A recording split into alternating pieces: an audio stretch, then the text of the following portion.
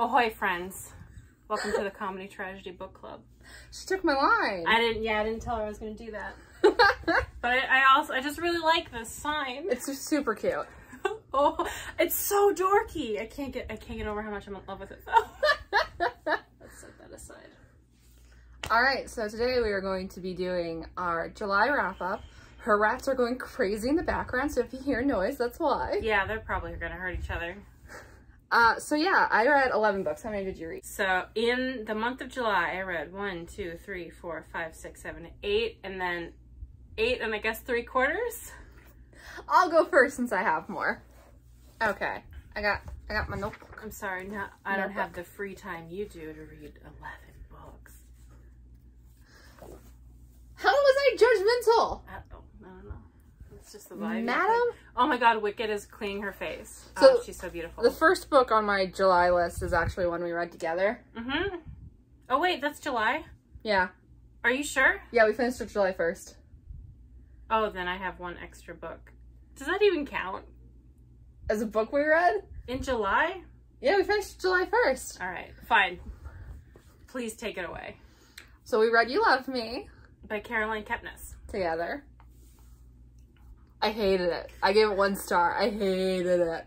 So You Love Me is the 3rd book in the Joel Goldberg series. There's a TV show called You. Excellent first season. Yeah, excellent first season. Okay. The second season compared to the book is really good, and like the second season compared to most other TV shows is also really good.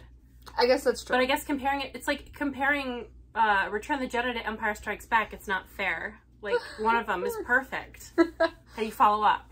So yeah, in this one, Joe has found yet another woman. He's gonna do good this time. He's gonna be a good boy. Yeah. I mean, people keep dying around him, but he's a good boy. Spoilers. Spoiler alert? Are you surprised? Is that a spoiler? No, I was gonna say, one thing she did, the author, that I thought was interesting was that Joe didn't kill anybody. Everyone, but people died around him. Yeah. Which I think, I assume she did that on purpose. That was cool. Everything else, it was hard to get through. If you like the first You, don't read any of the other ones. No, not to take money out of Caroline Kepnes's bank account, but I mean, some people really enjoy it. I don't know why, but some people really enjoyed it. Everyone on Goodreads rated it 5 stars. Really? Because I'll never get Emma Reads, or is it Emma Reads, Emma Books? It's Emma Books. I'll never get her review, like, of the second one out of my head, where she's just, like, filled with this disappointed anger. And, like, we still both read it, the second one after that. Okay. To be fair, I started it and I stopped because I love myself, but then she finished it like 6 months later, and then every single time it came up, she's just like, I actually finished it. I'll say just because I read it too, I also gave it 1 star. It was just very, I don't want to say slow and like complain that nothing happened, because there's books I've read where not a lot happens and I still like it, because like arguably the first book not a lot really happens, but it's still compelling. I think I'm just over Joe at this point because he's getting worse, and I don't know. It's not. Every subsequent book for me has just been a step down. Yeah, and it's like the first one maybe because it was fresh. It was interesting, but he's just so gross. He's such a pig, and like there's a certain level of pig I can tolerate, and it's not book 3 Joe Goldberg. Yeah. All right. Oh, my next one. Yeah. Okay, I finished Take a Hint, Dani Brown by Talia Hibbert, the second in the Brown Sisters trilogy. My least favorite. I still enjoyed it a lot. Story is about Dani Brown and her love interest, whose name escapes me. I'm so sorry. But there's, I don't want to give away too much. All you need to know, fake dating, pretty smutty if you're into that. They're British, so they're way more hardcore on the language they use. I enjoyed it. I would say, as for, like, I've been reading a lot of contemporary adult romance lately, I'd say it's, like, above average, but not so good that I'm going to buy it, but I am buying book 1 and book 3. I think I gave that one 3.5 stars. My next one is Deadbeat by Jem Butcher, which is book 8 in the Dresden Files. I gave it 1 star. Did that surprise you? No, I think I've rated all these low. The highest one might be a 3, but it's just kind of weird because I read these before and I liked them when I was younger. And then I stopped reading them for a few years, and then I was just like, you know what, I think I'd hate these now, so I sold all my copies. And then earlier this year, I was just like, I'll go check them out, see if I was right. And so far, I was right to sell all my copies. All the reviews I've seen say that basically, you know, the first part of the series is really misogynistic, but they get better. And I'm on book 8, and it still hasn't gotten better. And it's definitely dampening my reading experience, and I'm not that interested in it, honestly. I don't actually remember anything about Deadbeat, and I read this earlier this month. There's necromancers, and he turns a dinosaur into a zombie. That's what I remember, and I hated it. So. Neat. Okay, my next book was Axe Your Age, Eve Brown, which I think is my favorite of the Brown Sisters trilogy. Eve is, I think, 23, and her parents give her an ultimatum of, like, if you don't grow up, if you don't keep a job, then we're going to cut you off. So she storms off, and she goes and she stumbles upon a little bed and breakfast with a very grumpy man running it, and she's like, oh, you're doing interviews for a cook? I could cook. Give me that job. And he's like, I don't want to. You're annoying. And she's like, let me do it. And then he says no. And then she, I don't want to spoil it, she accidentally does something to him and ends up kind of stumbling into this job, and like it's very, there's a lot of friction between them, hate to love kind of thing. I really love this one. The main love interest is autistic, and I guess technically they play it like a little bit as a twist, but it turns out that Eve is also autistic. But really, really good. I gave that one, I think, 4.5 stars. I read it in like 2 days, but that one's very fun. I would highly recommend that one. Next, I read Magic Slaves by Ilona Andrews. Ilona Andrews is a writing duo, husband and wife. And I gave it 3 stars. I have a mixed, or a complicated relationship, I'll say, with the Ilona Andrews books, because all their men in these books, which I'm pretty sure, I've watched interviews with them, and they've alluded to the fact that Gordon, who is the husband, writes the men, and then Ilona writes the women, and all of his men are terrifying. It's not fun misogyny. It's not fun over-possessed. Hold on. Maybe you should clarify what fun misogyny means before you get called out. Okay, well, anyway, if you read any urban fantasy, you know, there's or romance for that matter, there is a level of fun to, like, possessiveness and, like, jealousy and protectiveness, and it's misogynistic, but it's also fun.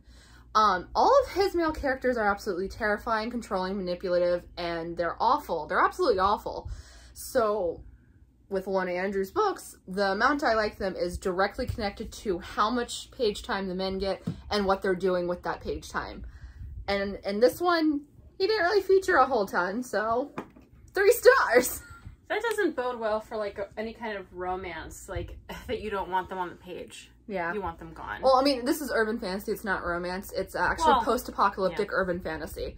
So, in this world, we're so deep into the series at this point. Okay, so in this world, basically, the world has been destroyed by magic. They have these things called magic waves where magic comes in, and then when it falls, they have technology. And that's pretty much everything you know of in mythology exists in this world, although it may not be as powerful or maybe more powerful than you think. So that's basically the world building at this point. Magic Slaves. That was book 5, I think?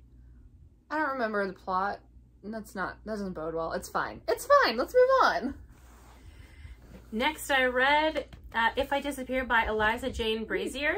It's a contemporary thriller. The premise is that a woman who is mentally unstable, she didn't get a diagnosis, very mentally unstable. She listens to a true crime podcast, kind of similar to Serial, if you ever listen to that. And the hostess of the podcast goes missing. And the premise is that this listener goes looking for her, and she goes to the podcaster's hometown and gets in with her family and sort of friends to find out what happened. I thought it was actually really compelling all throughout, but the end was so lame and very guessable. Predictable, that's the word. Predictable is the word. I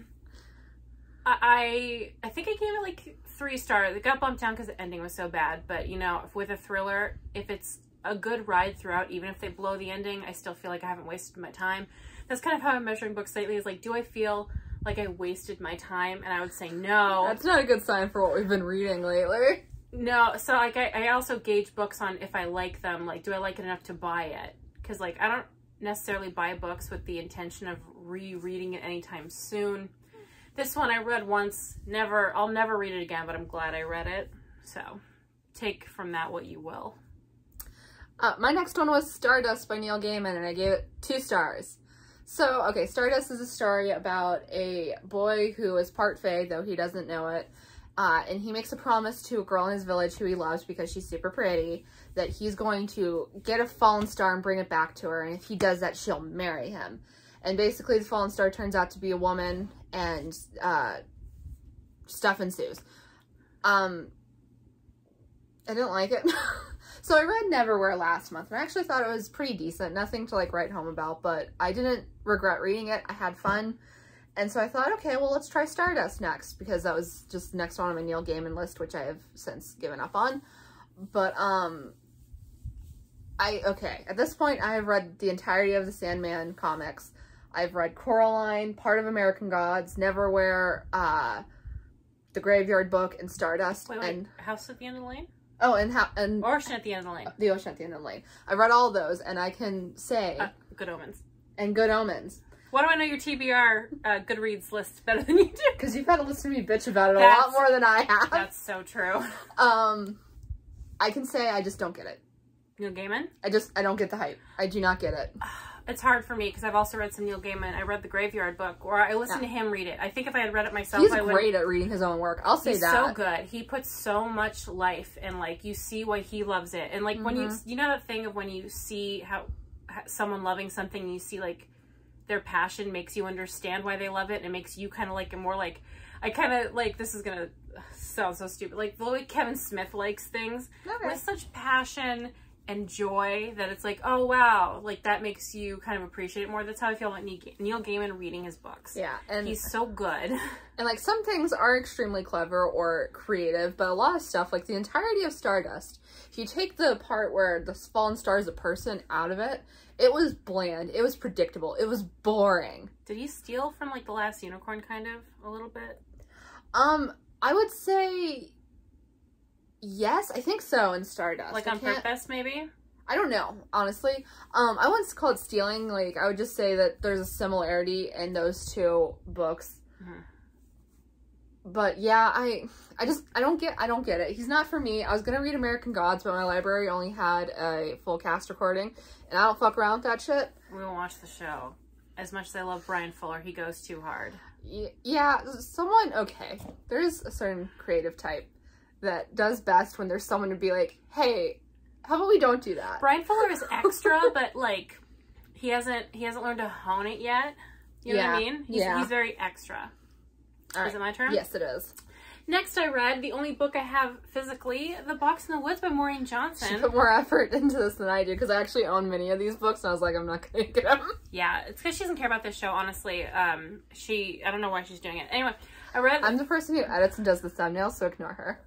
Anyway, I read The Box in the Woods by Maureen Johnson. I don't want to spoil this one, so I'm not going to say my joke, but, okay. I love Stevie, the main character, and the mystery was good. The explanation was solid, and I'll tell you when we turned it off what the end was. Okay. And it's like, okay, man, sure. I wasn't a huge fan. It did leave it a little bit that it sounded like they might do more, because it kind of insinuated like, oh, maybe she'll like go to London and then we'll do mysteries in London, which I would, if she keeps doing these books. I love Stevie's point of view, even third person, but I love Stevie's point of view so much that I would be happy to keep reading these. So like as many as she wants to put out, I'm here for it. Yeah, so I would give it a good 4 stars, because like her mysteries are so good. I still like the original trilogy better, but you know, beggars can't be choosers. Here, I'm gonna put this here. Alright, next I read Bloodbound by Patricia Briggs. I'm in the midst of my Patricia Briggs reread, which I do frequently. This is technically, okay, I don't read in publication order. I read in chronological order. So I read the first Mercy Thompson, then the first 2 Alpha and Omegas, and then I go back to Mercy Thompson. So this is technically the 4th book in my reread, but the 2nd in the Mercy Thompson series. I give it 4 stars because this is one of my favorite series. It has, okay, earlier I was talking like bad misogyny versus fun misogyny in fiction. It's all bad in real life, but in fiction, it's fun. This has the good misogyny. It's beautiful. It's like they're working together. I love jealousy. I love like a little bit possessive, but like he'll tell her not to go put herself in danger, but if she goes and puts herself in danger, he's like a little turned on, you know what I mean? Like that's what I like personally. It's basically they're working together. He's like, her male characters are never manipulative. That's my least favorite thing, is when they do a thing, which I'll talk about in one of these other books, where they do a thing to keep the woman safe, and then the woman believes what they're doing, and then it's just like, you should have trusted me. No, I was lying. Fuck you. Fuck you. But anyway, so Bloodbound is about so Mercy is a coyote shifter, and like, yeah, there's some problematic stuff in this, I'm not gonna lie, but I don't know, if you can't distance yourself at least a little bit to read something and enjoy it, you're not gonna find a lot of joy in life. Yeah. But, so she's a coyote shifter, so she turns into a coyote, and she is, her love interests are werewolves. I love werewolves. That's, yeah, you'll find that out about Sarah. The way she feels about werewolves, I feel about vampires. Yeah. I love vampires till the day someone kills me. And in this book, the main antagonist is a demon-possessed vampire. Yeah. So he's causing havoc, and Mercy's trying to stop him, basically. It's a pretty simple premise, but there's like, it's good. It goes deep. All right. Is he a real bad guy? Yeah. A demon-possessed vampire is everything I've ever dreamed of. Yeah, he's a bad guy. Sorry. I love demons. I love vampires. I love anything hateful with a soft spot for the protagonist. You know what I mean? We're not going to sit here and claim to be like, enjoy like high literature. We like what we like. I would kill anybody on this planet for you, Wicket. You drink that water. She likes her rat. I would kill for her. Reasonable. Look at her. Look at her little hands. If you hear a clicking sound, that is Wicket drinking supplements, and it could go on for a while. Yeah, she's a thirsty girl. We both have that in common. We drink too much water to the point where it's like a problem, but it's fine. Anyway, my next book. Okay. I've been on a kick lately. All the rest of the books that I've read this month are historical romances, all by Tessa Dare. I'd never read a historical romance before, and I was like, well, I just watched Crimson Peak, and I have a lot of complicated feelings on it, and like, it would be fun if this was like a real romance. Like a real one without incest. Spoiler alert, there's friggin' incest in it. Not cool. Tom Hiddleston's so hot, but making me watch him kiss his sister? Are you kidding me, Guillermo? Are you kidding me? That's really rude. Anyway, I was like, okay, I want like hot British people who aren't related, who fall in love. So I was like, okay, I'll go find some. I'm unfortunately not finding the level of slow burn that I would personally like. It's all very fast because these books are really short. But we recently watched Bridgerton. Yes, I should finish Bridgerton. It's like, that show is my exact kind of trash. I love it. I thought that show was fun. I need to finish The Duke and I eventually. I want a slow burn. I want them not to immediately have feelings for each other or have like insta-lust, because I like pain. I said it in the vlog. I said, by the time they kiss, I want to almost be mad that I had to wait so long. Genuinely. Like, okay. So the first one I read these out of order, but I started the Girl Meets Duke series, and I read all 3 of them, and I'll kind of just say them.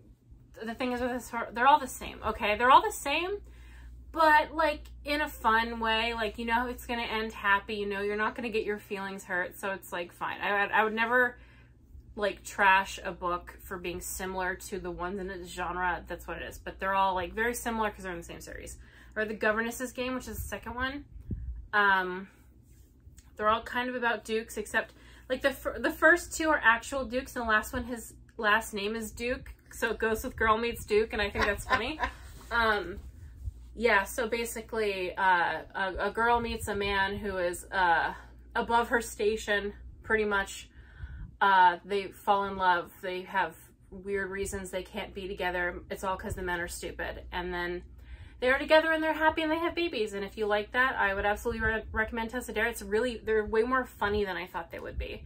Like, genuinely funny. The second one, there's like these little girls in it who are super cute, and they like try and sabotage their guardian with other girls.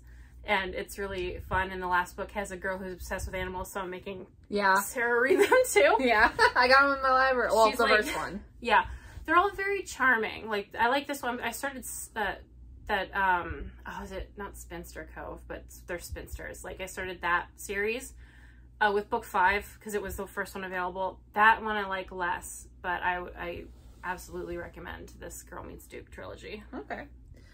Next I read Gunmetal Magic by Alona Andrews and gave it 1 star. You're having a really bad month. I'm seeing. She can see my notes. I have a lot of 1 stars. I pity you. Gunmetal Magic switches POVs to Kate's best friend. Kate's the main character of the other series, and her love interest, although it only follows Kate. And Kate is such an immature, awful human being that every single time she's on page, I just kind of want her to get hit by a car. Kate? Not Kate. Andrea. Oh. Yeah. Sorry. If I got the names mixed up, I'm sorry. But so I was just confused. I'm like, you love the series where you hate the main character? Kate's pretty fun. Andrea's terrible. Andrea's the worst. And Raphael, who's the male character, also terrible, also the worst. I gave it 1 star. Oh.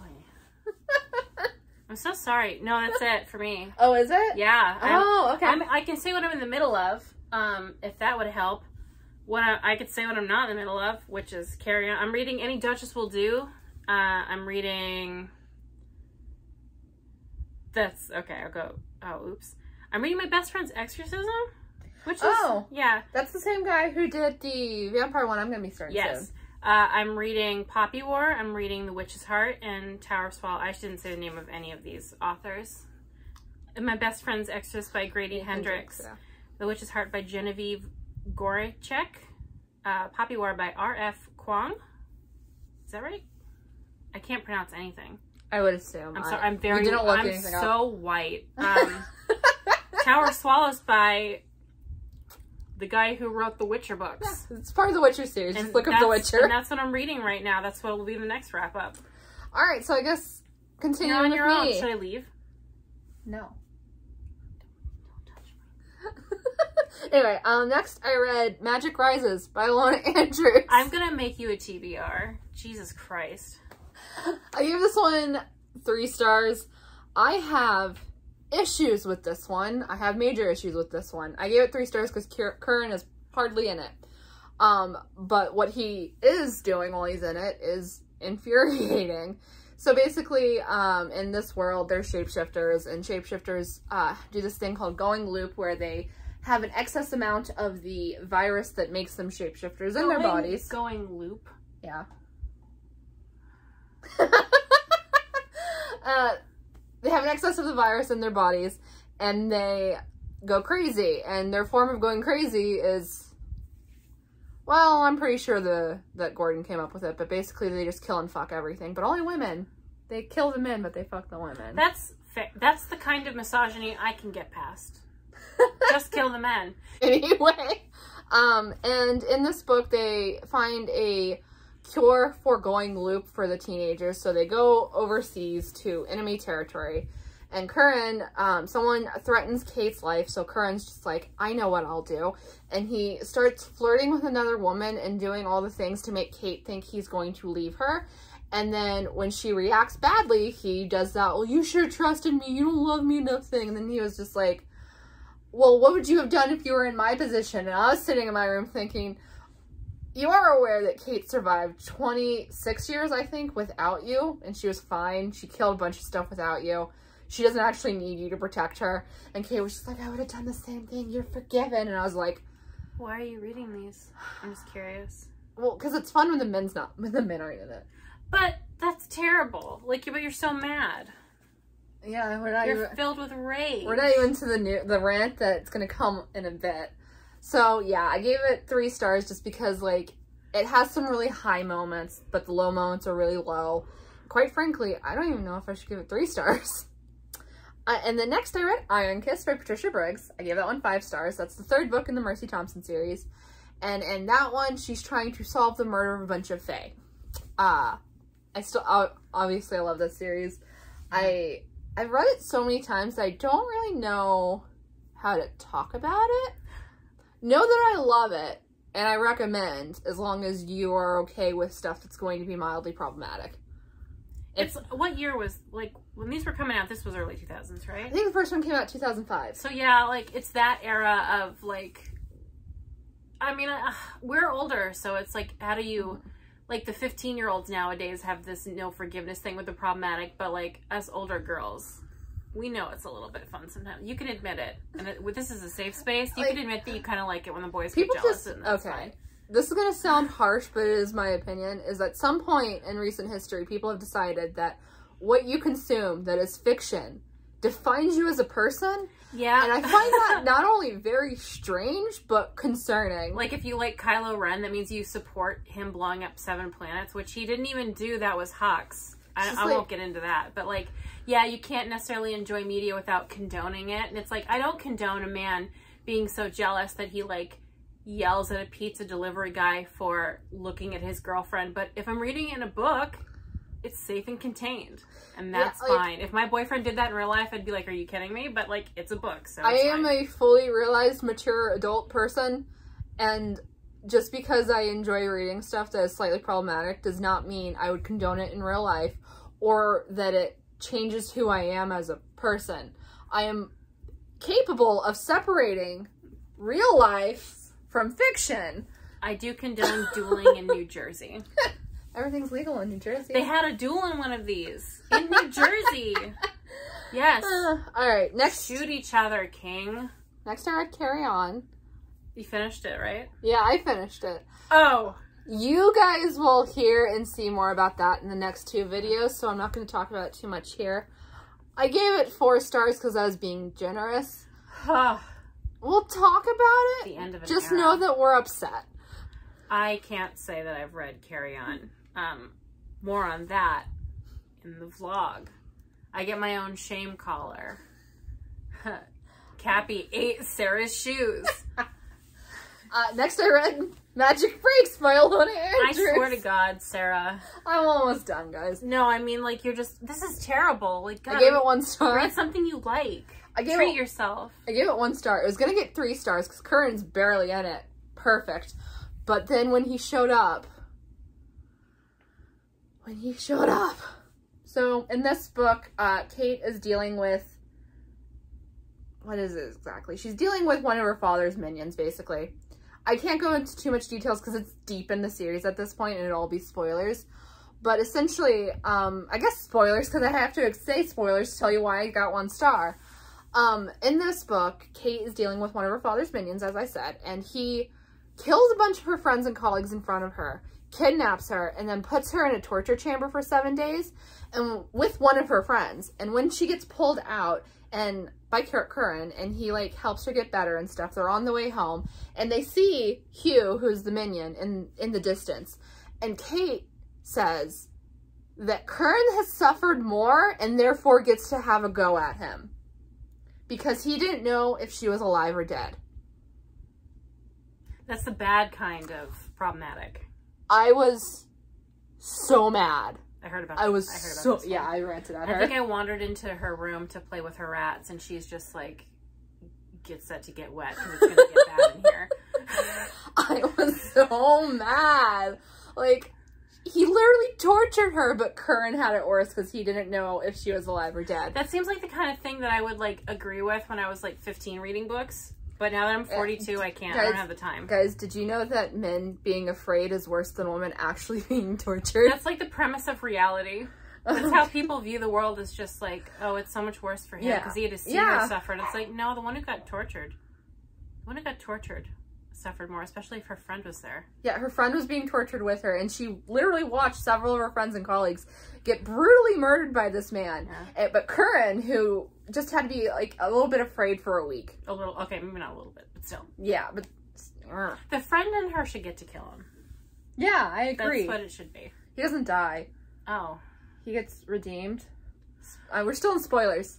I am a huge fan of redeemed villains, but like, if you have them torture the main character, you really gotta do it. Yeah, he gets redeemed in a separate book. Basically what happened, we're out of spoilers now, I'll try and make that clear, but basically what happened is Alona Andrews made a April Fool's joke that she was gonna write a book for him, and because he's attractive and like charming, all of her fans didn't react well, and so for 2 years they pestered her and Gordon to write this book, and they finally did, and it's supposed to be the start of a trilogy. And I don't know what's up with them, but in the last few years they've started a lot of stuff and not finished it. So there's one book in this trilogy that's out, and I don't think they're gonna do the next two. I don't like that. Yeah. All right, the last book I read this month was Bone Crossed. I actually finished it this morning. That's by Patricia Briggs. I gave it 4 stars. So this is the 4th book in the Mercy Thompson series, and in this one she is dealing with repercussions from the demon vampire from before, basically. Is that the bad thing? Do you want to say? In Iron Crossed, she does, trigger warning, she gets raped. And in Iron Kiss, sorry. And then in Bone Crossed, she's dealing with stuff from book 2, and then the emotional stuff from book 3. So it's a pretty heavy book. I loved it still. I gave it 4 stars. That's the reason I haven't started really. Like, yeah, I haven't done a valiant. It's on page, right? It is, but it's very, very vague. Yeah, I mean, I got through my Dark Vanessa, which was hard. So I'll eventually read, because it's your favorite series, so I feel like I should read it. But I just, like, that is genuinely giving me, like, a great pause. I understand that. I read this back before on-page rape bothered me as much as it does now. It can genuinely ruin an entire series for me. I put books down because I got to a point where someone got raped and I was just like, nope, I'm done. I'm done. I can't deal with it. Like, I didn't start the Poppy War because I wasn't sure, and I'm still not sure. And I'm worried about it. I've read so many books specifically where a woman gets raped and then she is fixed by having sex with her boyfriend. And it's exhausting. It's emotionally exhausting to read what people think one of the worst traumas a person can go through does to a person. Like, it's, I don't know. I just don't have the patience for it anymore. That's another reason I also didn't read that Girls of Paper and Fire, which I wanted to read, but I just didn't. That was on page and like a ton of it, and like Game of Thrones, it's like I can't. I just don't want to. And the sad thing for me is like the trigger warnings will turn me away from a book that I might have otherwise enjoyed, but I still like having the trigger warnings. So it's just like, if I know, there is a 50-50 chance that I won't even touch that book, but if I don't know, I might DNF. It's kind of how it is, unfortunately. Yeah, but if you want to be safe from having to deal with that, go read Shannon McGuire. Yes, she has a promise that she won't ever do that. I love that. I love that she's like, I promise you that will not. That's like, I think the only thing kind of that I can't handle in a book. I think I can get past like a lot of other things. I don't like, let's say, cheating. But I'd rather run into that than sexual assault.